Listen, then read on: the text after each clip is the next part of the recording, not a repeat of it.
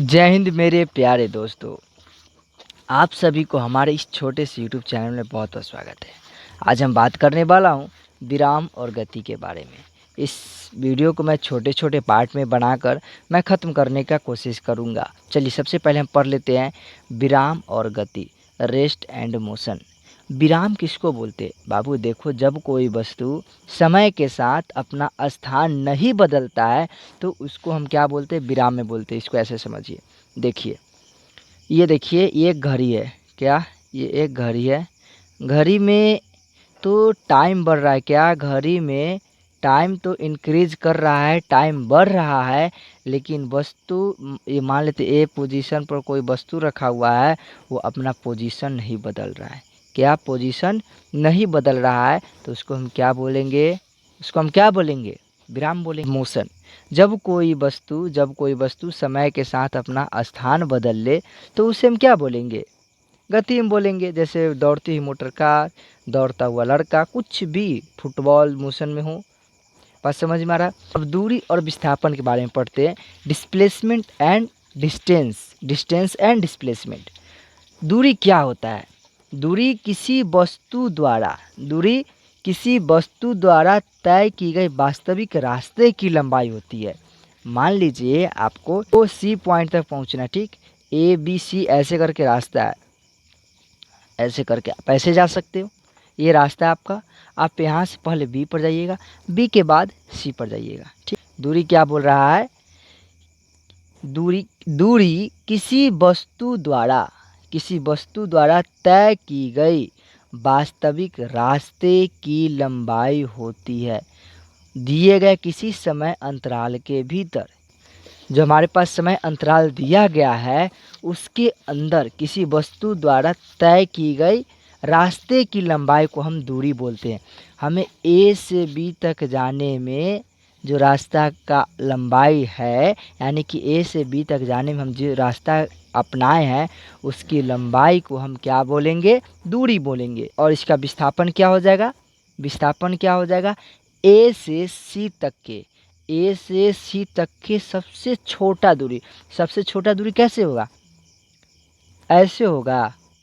देखिए, ऐसे भी नहीं होगा, ऐसे होगा ना, ऐसे नहीं होगा, ऐसे होगा ना। इसका सबसे छोटा दूरी क्या हो जाएगा? सबसे छोटा ये एकदम स्ट्रेट लाइन होगा कि नहीं? ये हमारा क्या हो जाएगा? विस्थापन हो जाएगा। ये हमारा विस्थापन हो गया, ठीक? यानी कि विस्थापन सबसे छोटा दूरी होता है। दूरी एक अदिश राशि है। क्या? दूरी क्या है? सब अदिश राशि है, ठीक? और विस्थापन क्या हो गया हमारे पास? सदिश राशि हो गई। तो बस अब आप 9th में जानते होंगे, ठीक है? इतना जानेंगे। चलिए देखिए, अगर जो ए से सी तक जाने के लिए, क्या ए से सी तक जाने के लिए पूछे कि इसका दूरी क्या हो जाएगा? इसका दूरी क्या हो जाएगा? ए बी सी हो जाएगा ना। और इसका विस्थापन क्या होगा? विस्थापन क्या होगा मेरे दोस्त? विस्थापन क्या हो जाएगा? ए सी, ठीक? और इसको हम वेक्टर फॉर्म में लिखे तो फाइनल पोजीशन में से इनिशियल पोजीशन, यानी कि विस्थापन को हम स्थितिज सदिश बोलते हैं। स्थितिज सदिश कैसे निकालते हैं? अंतिम स्थिति, यानी कि अंतिम स्थिति में से प्रथम स्थिति को घटाएंगे, यानी कि इसको हम आर ए वेक्टर दे देते हैं। आर सी वेक्टर माइनस क्या हो जाएगा? R C vector minus R A vector. होगा कि नहीं होगा? हाँ, हो जाएगा। बस इतना रखो विस्थापन को, और कुछ नहीं है। वही बात यहाँ पर बताया गया है। क्या बताया गया है? कि यदि कोई कण ए से सी तक गति करता है तो उसकी दूरी ए बी सी होगी, और उसका विस्थापन डेल्टा आर से हम निकालेंगे। डेल्टा आर, ये इसका मैग्नीट्यूड। आप वेक्टर पढ़े होंगे तो वेक्टर में ये सब पढ़े होंगे तो आपको मालूम होगा उतना। वेक्टर में पढ़े होंगे तो आपको उतना मालूम होगा। चलिए अपना नेक्स्ट चलते हैं, नेक्स्ट बढ़ते हैं। अब क्या बोला गया? यदि कोई कण सीधी रेखा में गति करता है बिना अपना दिशा बदले तो विस्थापन का परिणाम दूरी के बराबर होता है। दूरी मतलब तय की गई रास्ते की लंबाई। देखो, यदि कोई वस्तु यदि कोई वस्तु मान लेते कि ए कोई वस्तु है, यहाँ से चला ए बिंदु से कोई वस्तु, ठीक, और वो एकदम सीधी रेखा में जाता है, अपनी दिशा नहीं बदलता है, अपनी दिशा नहीं बदलता है, तो उसका क्या होगा, उसका विस्थापन बराबर क्या हो जाएगा, दूरी हो जाएगा। लेकिन एक बात आप हमेशा याद रखें, दूरी होता है विस्थापन से हमेशा बड़ा होता है। एक ही केस में दूरी और विस्थापन क्या होगा, बराबर होगा। एक ही केस में दूरी और विस्थापन क्या होगा, बराबर होगा। देखिए, अब देखिए हमको ए पॉइंट से बी पॉइंट पर जाना है, तो हम ऐसे भी जा सकते हैं, कैसे भी जा सकते हैं, लेकिन विस्थापन क्या होगा, सीधा ही जाएंगे। अगर जो तो देखिए आप ये यहाँ पर देखिए, ए बिंदु से बी बिंदु पर पहुँचे, ए बिंदु से आप किसी भी रास्ते को अपनाकर ए बिंदु से बी बिंदु पर जा सकते हैं, किसी भी रास्ते को अपनाकर ए बिंदु से बी बिंदु पर जा सकते हैं। लेकिन आपको विस्थापन के लिए एक सीधी रेखा ही खींचनी पड़ेगी, सबसे शॉर्टेस्ट रास्ता आपको लेना पड़ेगा, वही ये मेरा विस्थापन हो गया। तो आप बताइए कि यहाँ पर दूरी बड़ा हो जाएगा और विस्थापन छोटा हो जाएगा। मात्र जब हम ए से हमको ए बिंदु से बी बिंदु पर जाने के लिए जब हम एक सीधी रेखा में जाएंगे, अपना दिशा चेंज नहीं करेंगे, तो उस समय दूरी और विस्थापन बड़ा होगा। वही लिखा गया है कि यदि कोई कण सीधी रेखा में गति करता है बिना अपना दिशा बदले, तो उसका विस्थापन का परिणाम, यानी कि मैग्नीट्यूड ऑफ विस्थापन का परिणाम को हम मॉड से लिख देते हैं। मापांक इसको बोलते हैं, मॉड से हम लिख देते हैं, मॉड में लिखते हैं। का विस्थापन का परिणाम दूरी के बराबर होता है, ठीक, दूरी के बराबर होता है।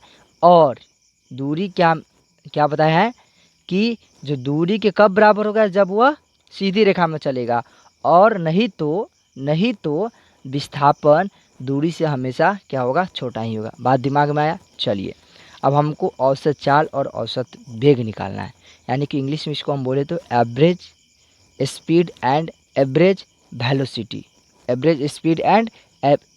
वेलोसिटी, औसत चाल। और देखिए, इसको हम ज़्यादा इधर उधर नहीं करेंगे।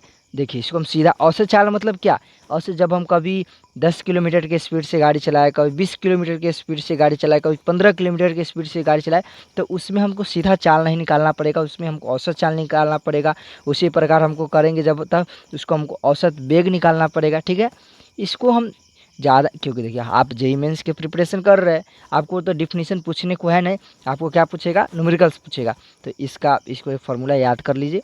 फार्मूला याद करना क्या, ये सब को छोड़िए, सीधा एवरेज स्पीड, यानी कि औसत चाल बराबर कुल दूरी बटा कुल समय लिख लीजिए आप, कुल दूरी बटा कुल समय लिखिए। और औसत वेग बराबर कुल विस्थापन बटा कुल समय। जब न्यूमेरिकल्स करेंगे तो आप आराम से कीजिएगा, देखिएगा बहुत मस्त। और तात्क्षणिक चाल हम इसको इंस्टेंटेनियस, आप देखिए, जैसे आप देखिए, इसको आप ऐसे समझिए, आप इस रोड पर मोशन कर रहे हैं, ठीक, आप मोशन कर रहे हैं, आप यहाँ से मोशन करके आप यहाँ पर आ गए, ठीक। लेकिन इस पॉइंट पर आपका कितना वेलोसिटी था, इस पॉइंट पर आपका कितना स्पीड था, इस पॉइंट पर आपका कितना एक्सीलरेशन था, कितना स्पीड था, कितना वेलोसिटी था, कितना स्पीड था। स्पीड क्या है, हमारा स्केलर है, वेलोसिटी हमारा वेक्टर है, ठीक। कितना, यानी कि ये स्पीड चाल हो गया, ये वेग हो गया, ये कितना त्वरण था। अगर जो इस पॉइंट पर हम निकालेंगे, तो इस पॉइंट पर जब भी हम निकालेंगे, तो देखिए, मान लेते हैं कि यहाँ से यहाँ की इसका दूरी x ले लेते हैं, ठीक, यहाँ से लेके यहाँ तक की दूरी हम x ले लेते हैं। तो इस पॉइंट पर कितना हम लेंगे, इस पॉइंट पर हम बहुत छोटा दूरी होगा ना, तो बहुत छोटा दूरी को हम dx से लेते हैं। क्या, बहुत छोटा दूरी को हम dx लेते हैं। देखिए, जब हमको एवरेज वेलोसिटी निकाले थे तो कुल दूरी बटा कुल समय किए थे, एवरेज स्पीड में कुल दूरी बटा कुल समय किए थे, यानी कि औसत चाल में कुल दूरी बटा कुल समय, औसत वेग में कुल विस्थापन बटा कुल समय। सिंपल तरीका से समझो, मस्त, फार्मूला याद करने की ज़रूरत नहीं है। औसत चाल हमको निकालना है। औसत चाल मतलब कि औसत चाल औसत वेग, औसत त्वरण। ठीक, हमको यही 3 पर क्वेश्चन करना है अभी। इस पर कम से कम 50 से 60 क्वेश्चन करेंगे, आप टेंशन नहीं लीजिए। औसत चाल, इस वीडियो में नहीं, इसके आने वाले वीडियो में। औसत चाल, औसत चाल में कुल दूरी बट्टा कुल समय। देखिए बस इसी का बस थोड़ा सा का अंतर है। वेग में कुल विस्थापन बट्टा कुल विस्थापन बट्टा कुल समय। ठीक, कुल समय, थोड़ा बात समझिए। और त्वरण में क्या हो जाएगा, त्वरण में क्या हो जाएगा, कुल वेग में परिवर्तन, यानी कि कुल वेग बट्टा कुल टाइम। कुल मतलब समझ रहे होंगे, कुल समय। अब देखिए, अब हमको तात्क्षणिक निकालना है। हम क्या बोले, अब देखिए, अब औसत को आप समझिए। पहले आप इस रोड पर चल रहे हैं, कभी आप 10 मीटर पर सेकंड के स्पीड से चल रहे हैं, कभी आप 20 मीटर पर सेकंड के स्पीड से चल रहे हैं, कभी आप 15 मीटर पर सेकंड के स्पीड से चल रहे हैं। तो हम यहाँ पर क्या निकालेंगे, हम यहाँ पर औसत चाल, औसत वेग और औसत त्वरण निकालेंगे। आप देखिए, इसी रोड पर जब हम इस रोड पर चल रहे होते हैं,